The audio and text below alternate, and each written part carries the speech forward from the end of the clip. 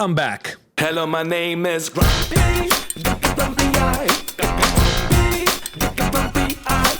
No, I'm not really back. This is just an illusion.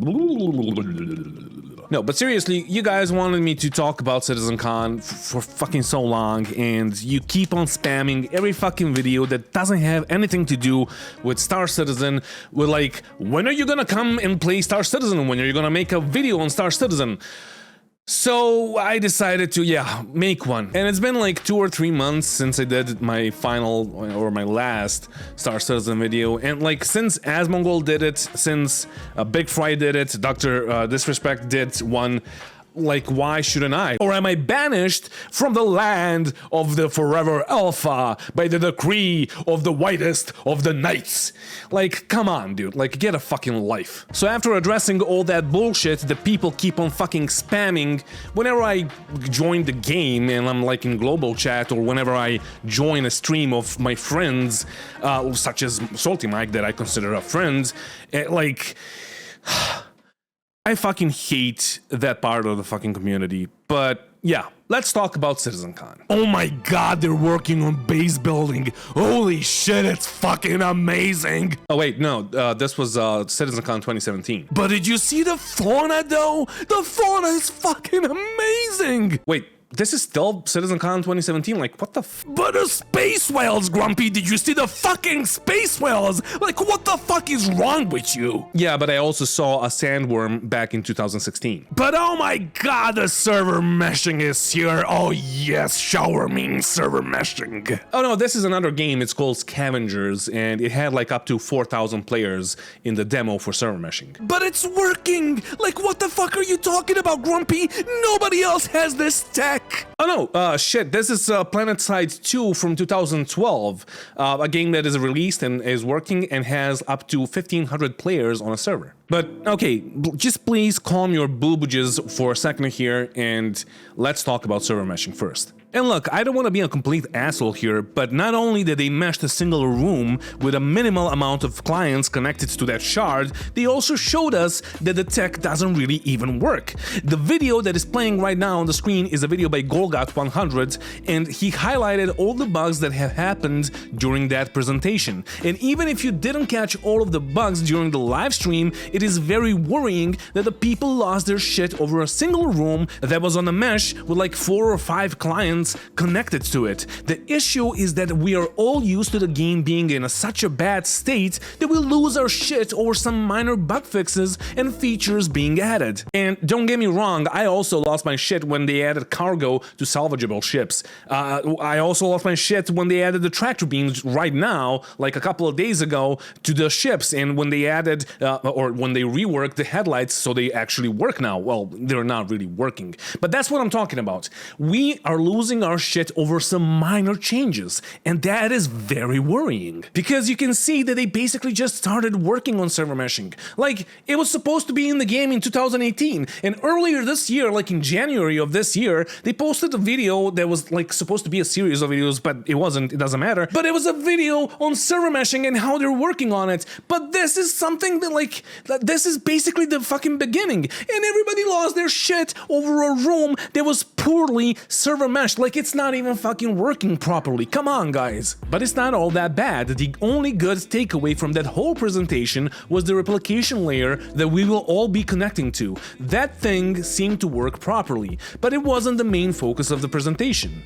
because they simply had to focus on showing you server meshing, because that is something that we've all been waiting for half a decade now, basically. So from what I understand, with the replication layer working, that basically means that 30Ks will not happen as often as they do right now, because you will be connected to the replication servers instead of the main servers. But it's still a server, and we all know how stable CAG's servers are. I mean, yes, of course, it's still an alpha, and yes, they're smashing bugs that like keep on 30K'ing the servers or disconnecting you or CTDing you.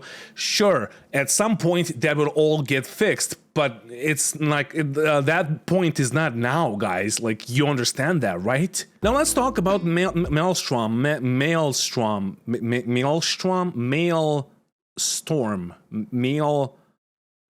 penis.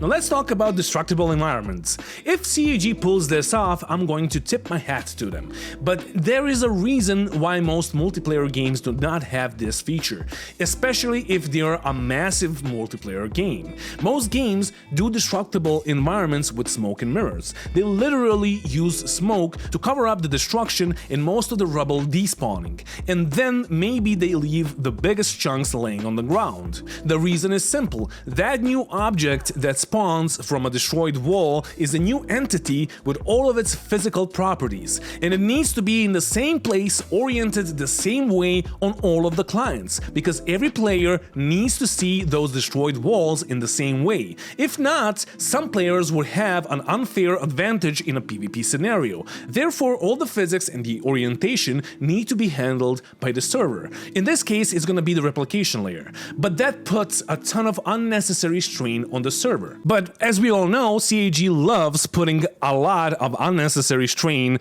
on the server. But Grumpy, didn't you see the master modes? They're fucking glorious! I don't know how I keep on doing this, but like somehow I keep on doing this. This clip was actually from last year's CitizenCon, and we somehow still don't have master modes. But now it's time for a quick quiz. Go down into the comment section and tell me, do you know when they actually announced the aerodynamic system and the control surfaces? I'll wait, I have time. Actually, let me... while you're at it, you might as well subscribe, but don't subscribe because of Star Citizen, because this is not a Star Citizen channel anymore. If you said 2020, you guessed it right. Yeah. So moving forward, we like I've just said, with the aerodynamics is we're making the ships depend much more on the real aerodynamics of the ship. And yes, the quantum jumping animation looks really good. And yes, the master modes will solve some of the problems. But we still need to see it in the PU before we celebrate, because we simply don't know if the master modes are gonna cause more problems than they solve. But we won't see it anytime soon, because the only ship that has the master modes update is the Gladius still, and we have 200 ships in the game. And what the actual shit is this? No, like seriously, like what the shit is this? And I understand that a game like this needs to have a zoom feature. I've been asking for it for a while now, but like I'm a DCS player and I have that on my slider. Why not just borrow the thing from DCS? Like this just looks jank. This is just like weird and arcadey, and no. I mean, I guess for Squadron 42 it's fine, but for Star Citizen, sure. Not only that it looks arcadey, it gives an advantage to the fighters. In this demo, you could see that the Gladius easily took down 2 out of 6 turrets on a big-ass Corvette ship that was made to counter small fighters. So unless the turrets get a new overpowered mechanic, this will render the multi-crew ships useless and make a new meta with the Gladius, because the Gladius never seemed to fucking die. If a small fighter can take down a Corvette without any issues, then imagine what would happen to you in a Hull C or an MSR. And I can only hope that they will balance things out and that this thing won't fucking break the game. But you never know with CAG, because remember 314 when they buffed the turrets, they were OP, and then they nerfed them, but like now they're gonna buff the fighters, and then they're probably gonna buff the turrets, and then they will buff the fighters, and then they will buff the turrets, and then they will buff the fighters, and then they will buff the turrets, and then they will buff the fighters, and then they will buff the turrets, and then they will buff... Then we have things like the FPS radar and scanning, which could potentially break the game for PvPers. I mean, if you can see through walls, it gives you an advantage over the guy that is trying to hold a room. But I guess with all the desync, you already have a huge advantage, because you can turn a corner and shoot a camper before he even sees you entering the room. Or you might as well be invisible, because that's still a thing. But okay, I might be overreacting, maybe it will be completely balanced and fine, but most of the PvP games that have that kind of a feature tend to keep those kinds of abilities abilities on a very long cooldown, and they balance it out somehow. And then we have the raids that seem promising, but we still have to see them and what they look like. And they can call it whatever they want, but it's basically just a mission. And don't get me wrong, I'm all about getting new missions in the game because the game itself is really boring and all the missions are super repetitive. But calling it a raid got me slightly worried because it sure seems like a more complex mission than any of the missions and events that we currently have in the game. So does that mean that most of the missions are going to be as simple as the ones that we currently have, and then we'll have the raids that will add some complexity to the game? And if so, are they going to be different every time, and how many will we get? Because I've had my fair share of raids and dungeons in Destiny 2, and even though they are fun the first time you play them, you will go back to them only for the random high-level loot drops, and not because they're fun to play 10 or 20 times. So after a while, it turns into a serious grind, and that's when the game starts being repetitive and boring. And even though you have other content in the game, if the rare and high-tiered loot is only found in the raids, you will only want to play those raids, but you will hate every single bit of it. Now the changes to the audio sound great, but CIG really needs to get their shit together and figure out what kind of a game they want to make. There is no point in programming and or recording two different sounds for everything that happens around you. Not only that it's time consuming, but it's a known fact that most players will use the option that gives them a bigger advantage in a PvP or a PvE scenario, no matter if it's realistic or not.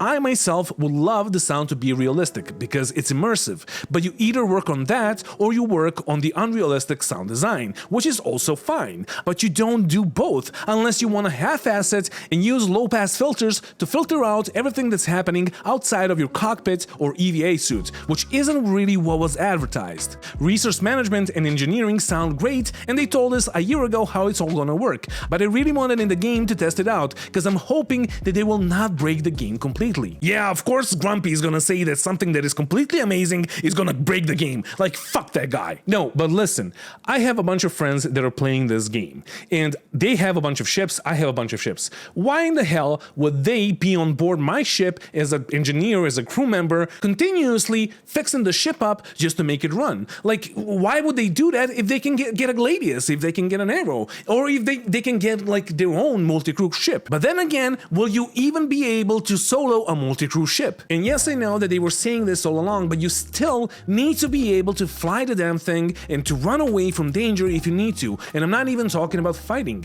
Let's say you want to hold some drugs with the Hull C from Pyro to Stanton. You will need escort ships to make sure you don't get pirated. But if you also need a ton of crew members on your ship just to make the ship work properly, I don't think that's a good idea. I'm all about having to maintain your ship and having to fix stuff that deteriorates over time. And I love the idea of having more stuff on our ships to interact with, but I'm just hoping that it won't be yet another tedious task that needs to be done all the time just to make the ship function properly. But did you see the new hair tech, Grumpy, and the cloth tech? Did you see the beards? Did you see the beards? Yeah, no, I mean, yeah, sure, but like, whatever. Like, I'm all about gameplay. That's a good addition, but okay, fine. But in the end, all that I'm saying is that we need to see all of those things happen in the game, and that after all the CitizenCons in the past, I simply do not trust CIG with their deadlines. Chris said that all of this should be done and released to Star Citizen in the next 12 months, and everybody was hyped, but I think it's just laughable. You need to understand that it took them 3+ years to release some of the features like the tractor beams or the new flight model, and that they announced the personal hangars and freight elevators quite some time ago, and we still don't have any of that in the game. And I remember that the models for the tractor beams were done at least like 2 years ago, because I made my YouTube channel around that time and I covered it, and it still took them this long to make them work. Now once you understand that, you might start understanding how long it will take them to finish all the things that they showcased during this CitizenCon. But Grumpy, they finished Squadron 42. They have more people working on Star Citizen now. No, it's not finished, they're still working on it, and there are also 2 more sequels that are planned for Squadron 42. But come on, Grumpy, you know this. It's going to be much faster and easier to make a sequel. No, it's not. And if you think it is, you're just delusional. Anyway, I have a video here that I posted a while back. It's about Squadron 42 and the problem with Squadron 42 and how it needs to be great. But yeah, just watch it after this one, I guess. And I'm not gonna lie, Squadron 42 looks nice, but the main issue I have with the whole presentation is that they really didn't show us what the gameplay is going to be like. They did show us some FPS combat, and honestly, it looked very clunky. And on top of that, we have the typical CAG way of reinventing the wheel and making it a fucking triangle with a crosshair that moves around. Like, there is a reason why most games don't do that, but again, I might be wrong. Like, we gotta see it, we gotta play it to know if it's good or not. Other than that, I will only say this, which is basically what I said in my Squadron 42 video that you should watch after this one, and that is that Squadron 42 needs to be a phenomenal game, because the broad gaming community already sees Star Citizen and Squadron 42 as scams, and if the game is mediocre, people will tear it apart, simply because it took them more than a decade to release a mediocre game, which in the end can make a negative impact on Star Citizen. It is not all that bad though. I am, for the first time in the past 2 years, actually really excited about the future of the game, not because of CitizenCon, but because of the amount of content that we just got this month. We have a preview build that is locked behind a paywall of $1,000 that is currently running Pyro, and it looks really nice. And you can see how the gameplay in Pyro could change the PU forever, especially if you want to run drugs from Pyro to Stanton. On the other hand, we have a PTU that is locked behind a $10,000 or $25,000 paywall that has a working vehicle, tractor beams, and a ton of new and improved stuff. So you can see that something is really happening and that there is some actual progress. Now the issue is that all of that will go away probably as soon as the ship sales event ends, and you will be left empty and wanting more for quite some time. I'm hopefully wrong, but I simply have a pretty good track record of being right about these things, unless they really decide to go down the easy route and release Pyro to the PU with the jump gate being a loading screen that basically connects you to another server, which honestly at this point would be a good idea, because it's better than nothing. But I digress. All in all, I will give this CitizenCon 4 out of 10 grumplings, because it really reminded me of the CitizenCon from 2016 with all the sandworms and all that nonsense. And until I see all those things in the game, I will not trust them a single bit, purely because most of what they showcased this year is something that they were showing us for years already. And the fact that Tony Z is still MIA and that they didn't even mention the economy system once is a huge letdown. So it is obvious that they are not working on it at all. And that can happen with any of the features they promised this year. They could potentially drop them for the time being and start working on other things. And I'm hoping that I'm wrong about all of this and that we will get all the things from CitizenCon within a year, but it's probably not gonna happen. But I will quote my friend that was watching CitizenCon and he was all hyped up and he basically just yelled, well, but it was on Discord, it doesn't matter, he yelled, "The next 10 years will be lit." And that's, ladies and gentlemen, basically what's going to happen. The next 10 years will be lit. So that is it for today, guys. Thank you for watching, and thank you to all my patrons that are supporting me through the harsh times of not covering Star Citizen, even though I was a Star Citizen, whatever, content creator for a while. If you want to support me, Patreon link is down there. You have the subscribe, of course, but you have also the join button, you have the chat, like, you know all the things and how things work. So yeah. So yeah, don't forget to bring a towel when you're traveling through space. I actually remember to say this because I'm not using that catchphrase or whatever in a while. But yeah, love you all, and mwah, bye. Also, yeah, I'm not back. I was just passing by. Bye. Don't buy. Anyway.